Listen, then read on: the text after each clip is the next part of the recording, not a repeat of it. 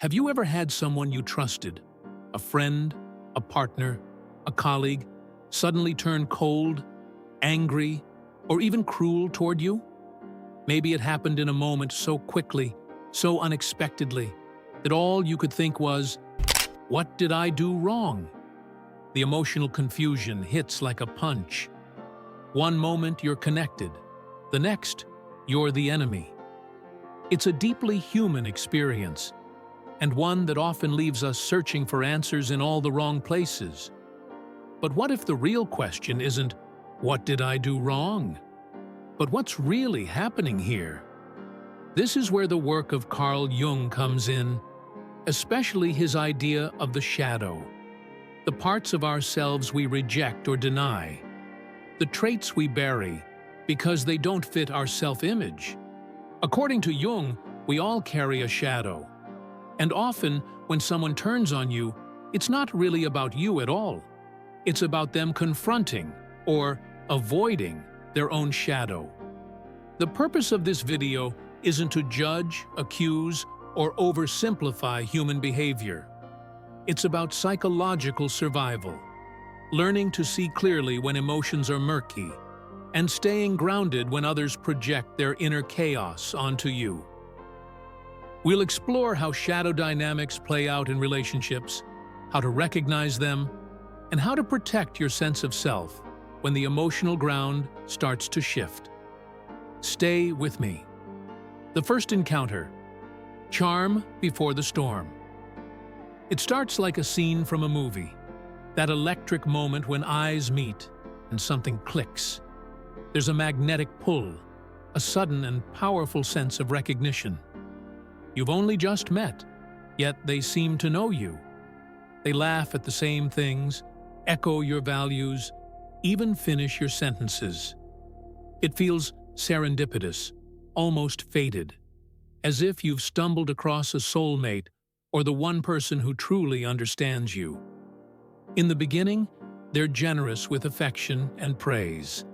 They open up quickly, sharing intimate stories from their past, admitting deep insecurities, and encouraging you to do the same.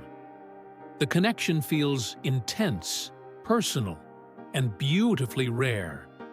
You find yourself trusting them more than logic might allow, caught in a whirlwind of emotional intimacy that seems to defy time. But beneath the glow of this early bond is something harder to see. Mirroring, not empathy. Love bombing, not love. This isn't a connection forming. It's a strategy unfolding. They're watching your reactions, studying your desires, then feeding them back to you to build attachment fast. The trust they're so eager to earn isn't about mutual respect. It's about control. This first encounter isn't the beginning of a love story. It's the opening move in a game of psychological manipulation, where charm is the hook and dependency is the goal. Sudden shift. From idealization to devaluation. One day, everything changes. You go from being cherished to being questioned, from praised to picked apart. You're accused, blamed, and misunderstood, often without warning.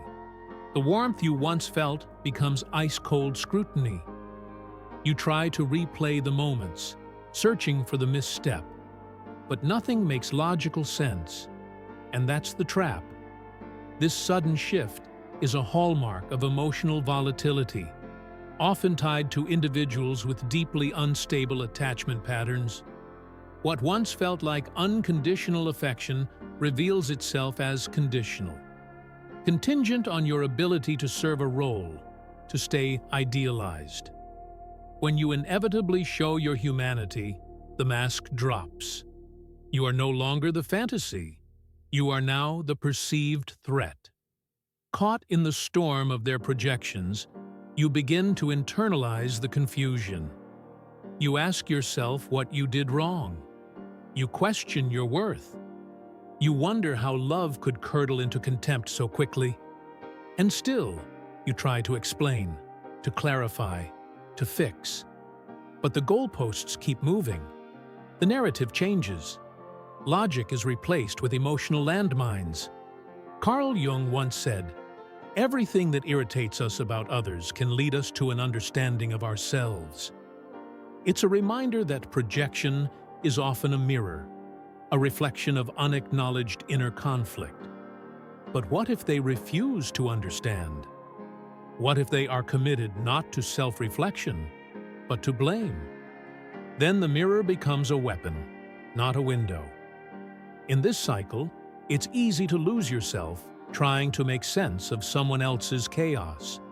But you are not responsible for their story, only for your own. The shift from idealization to devaluation says more about their instability than your inadequacy. Your truth remains, even if they refuse to see it. Shadow and projection. The shadow is a concept from Jungian psychology that refers to the unconscious part of ourselves we reject or disown. These are the traits, feelings, and impulses we're taught to see as unacceptable. Rage, envy, greed, shame, lust, and even vulnerability or weakness. Instead of acknowledging them, we push them down, deny them, or cover them with socially acceptable masks. But the shadow doesn't disappear, it waits. What we resist internally, we often end up reenacting externally. When we repress our shadow, it doesn't vanish, it gets projected. Projection is the psychological mechanism by which we attribute our denied qualities onto someone else. We unconsciously take what we can't or won't accept in ourselves and see it in others. You become the canvas for someone else's disowned traits. This is why projection can be so powerful and disorienting. You're not being seen for who you are. You're being used as a mirror for someone else's inner conflict. Consider a boss who constantly accuses others of being lazy or incompetent. If you're always on edge around them, wondering when the next accusation will fall, it might not be about your performance at all. That boss could be projecting their own deep-seated fear of inadequacy or failure, a fear too shameful to face, so it gets flung outward. In relationships, projection can be even more intimate and destructive. A partner may accuse you of being controlling when, in reality, they fear losing power themselves. Or someone might idolize you, placing you on a pedestal not because of who you are, but because of who they long to be. In both scenarios, the actual person is lost beneath the projection. Even strangers can become targets. You might dislike someone instantly, without reason, only to realize later they remind you of some unresolved aspect of yourself. That loud stranger might be reflecting your own suppressed desire to speak up. That self-assured person might embody the confidence you've never felt safe expressing. When people react to you with outsized anger, admiration, or judgment, it often has little to do with you. They are not seeing you. They are encountering themselves. And vice versa. When we have a strong emotional reaction to someone, it's worth asking, what part of me am I seeing in them? Facing the shadow requires courage. It asks us to sit with discomfort and own the parts of ourselves we've tried to abandon. But doing so brings integration and wholeness. Once we stop projecting, we start seeing others more clearly. And perhaps for the first time, we begin to truly see ourselves. The psychology of projection. Projection is one of the most common yet misunderstood psychological defense mechanisms. Rooted in the need to protect the ego, projection occurs when individuals attribute their own undesirable thoughts, feelings, or traits to someone else.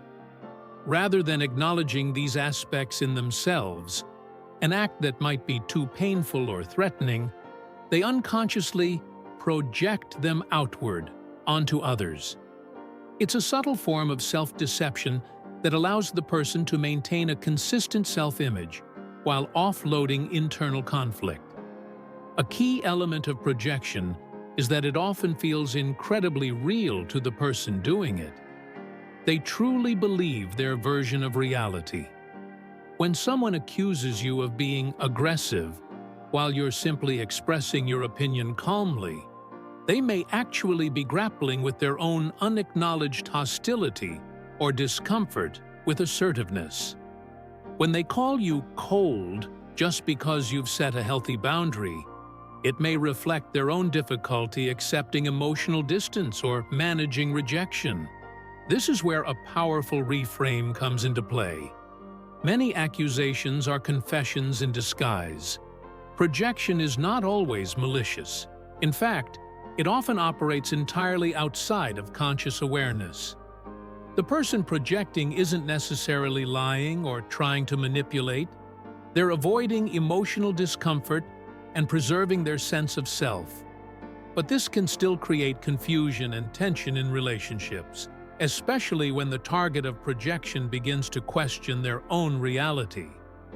Recognizing projection requires emotional clarity and self-trust. It's not about diagnosing others, but about knowing when not to internalize misplaced blame. Instead of absorbing the accusation, "Maybe I am being cold," pause and reflect. Is this about me, or is it about them? Understanding projection can foster greater empathy too. When we realize that others are often expressing their inner worlds, not objective truths, we can respond with boundaries instead of defensiveness. We can choose to stay grounded in our own experience rather than be pulled into someone else's unresolved conflict. In this light, projection becomes less of a personal attack and more of a signal, a clue to someone's inner struggle. And that shift in perspective can change everything. Ego inflation. When the shadow becomes the persona. Carl Jung's concept of ego inflation describes the psychological state where the ego, the conscious sense of self, becomes fused with an idealized image, resulting in a distorted, overblown identity. This occurs when an individual over-identifies with their persona, the socially acceptable mask worn to navigate the world. In such cases, the persona ceases to be a flexible tool and becomes a rigid identity. The person believes they are the mask. The danger of this fusion is that it represses and empowers the shadow, Jung's term for the hidden, denied, or disowned parts of the self. The more polished and perfected the mask, the darker and more volatile the shadow beneath it. This is especially evident in people who play highly curated roles. The spiritual guru who reacts violently to criticism, the corporate leader who presents as visionary but is privately domineering, or the influencer whose public image is flawless but who crumbles under the slightest threat to their control. These individuals project an image of completeness, but the unacknowledged and unintegrated parts of themselves seethe below the surface. When triggered, they react not from their conscious persona, but from the repressed shadow, often with rage, denial, or cruelty. Social media has intensified ego inflation on a mass scale. Platforms like Instagram, TikTok, and LinkedIn reward carefully crafted images of perfection, success, and certainty. Over time, these platforms encourage not just the display of a mask, but devotion to it. As personas are not only worn but worshipped, individuals begin to internalize the likes, followers, and comments as confirmation of their inflated self-image. Any threat to this image, a critical comment, a dip in engagement, becomes a threat to their very identity. In response, the shadow erupts. Defensiveness, envy, public shaming, or cancel culture retaliation. Jung warned that ego inflation cuts us off from authenticity, wholeness, and psychological maturity. It is a defense against vulnerability, an unconscious attempt to protect oneself from feelings of inadequacy, fear, and failure. But this defense comes at the cost of integrity.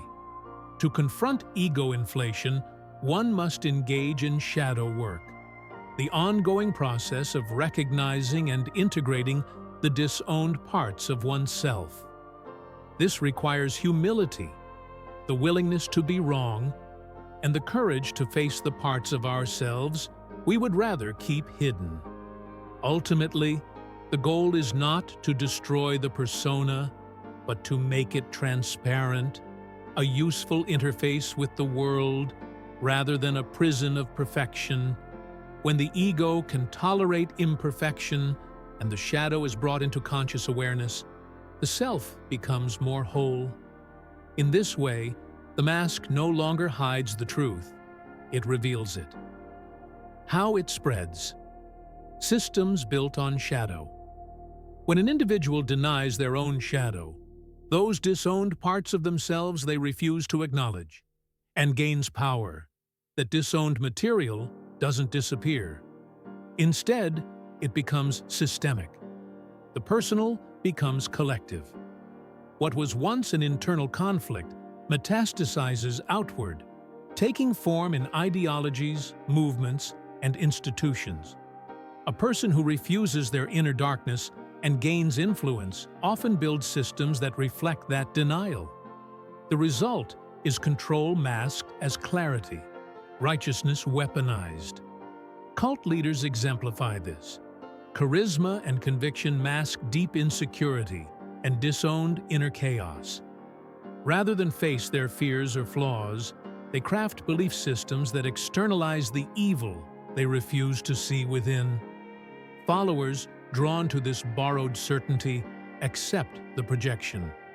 They are not merely deceived, they are relieved from doubt, from complexity, from self-reflection. The shadow spreads through them, replicated and justified under the guise of loyalty and truth. Algorithms, too, become unwitting agents. Social media rewards outrage, certainty, and simplicity. The perfect environment for moral absolutism to thrive.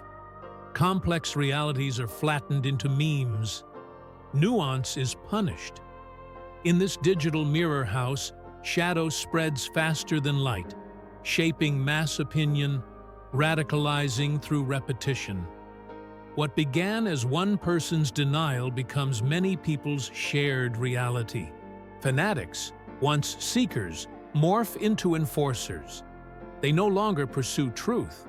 They defend it, police it. Self-righteousness replaces curiosity. Us versus them becomes the final escape from self-awareness.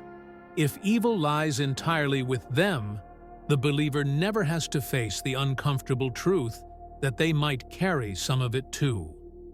Systems built on shadow are seductive because they offer certainty. They whisper that we can be good without being whole, that we can fix the world without fixing ourselves. But they always demand a price, the sacrifice of empathy, complexity, and ultimately, humanity. In the end, what spreads isn't just belief, it's blindness. A collective refusal to see the shadow becomes the architecture of oppression, extremism, and spiritual decay. And the longer it remains unacknowledged, the deeper its roots grow. Red flags and how to spot them. When forming new relationships, whether romantic, professional, or platonic, certain behavioral patterns can serve as early warnings of deeper issues. One key red flag is emotional mismatch, disproportionate reactions to small problems. If someone explodes over a late text or a minor misunderstanding, it could signal poor emotional regulation or unresolved trauma. Another common warning sign is a repeated narrative of victimhood and blame. While everyone encounters hardship, consistently framing oneself as the victim and others as villains, especially across different contexts, can reflect a lack of accountability and a tendency to externalize problems. Closely related is the habit of demonizing disagreement. Healthy individuals can tolerate differing opinions without turning the other person into an enemy. If someone becomes hostile or dismissive when challenged, it may suggest insecurity, rigidity, or manipulative tendencies. Also important is the ability to admit fault. If someone struggles to say, "I was wrong," or "I don't know," they may be more focused on appearing competent than being honest. This defensiveness can undermine trust and healthy communication. Lastly, be wary of over-polished personas. When someone seems too perfect or overly curated, it can feel hollow or inauthentic. Real people have quirks, contradictions, and rough edges. A slick exterior may be a mask hiding deeper insecurity or even deception. Trust your instincts. If something feels off, pay attention. It often is. How to protect yourself. One of the most powerful ways to protect yourself emotionally is to learn to pause instead of internalize. When someone speaks harshly or unfairly, your first instinct may be to absorb their words as truth. But taking a moment to pause allows you to evaluate whether their comments are actually about you, or more a reflection of them. That pause gives you the space to respond thoughtfully, rather than react emotionally. Equally important is refusing to absorb someone else's distorted narrative. People may project their insecurities, frustrations, or manipulative stories onto you. Just because someone frames you as the villain or the problem doesn't make it reality. Recognize when someone is rewriting the truth to suit their own comfort or agenda, and choose not to carry their version of events. Setting boundaries without guilt is another essential form of self-protection. You are allowed to say no. You are allowed to walk away. And you don't owe anyone an explanation that compromises your peace. Healthy boundaries are not selfish. They are signs of self-respect. Finally, refuse to play the role they project onto you. Whether they see you as the scapegoat, the caretaker, or the punching bag, you do not have to perform in their play. Step out of the role and reclaim your voice, your identity, and your worth. Protecting yourself isn't about building walls. It's about knowing where you end and someone else begins. That awareness is the foundation of emotional freedom. Integration, your own shadow work. We all carry a shadow, the hidden parts of ourselves we'd rather not see. Anger, envy, shame, selfishness, even unacknowledged desires, these live beneath our surface, influencing our choices, reactions, and relationships. Most people bury their shadow, pretending it doesn't exist.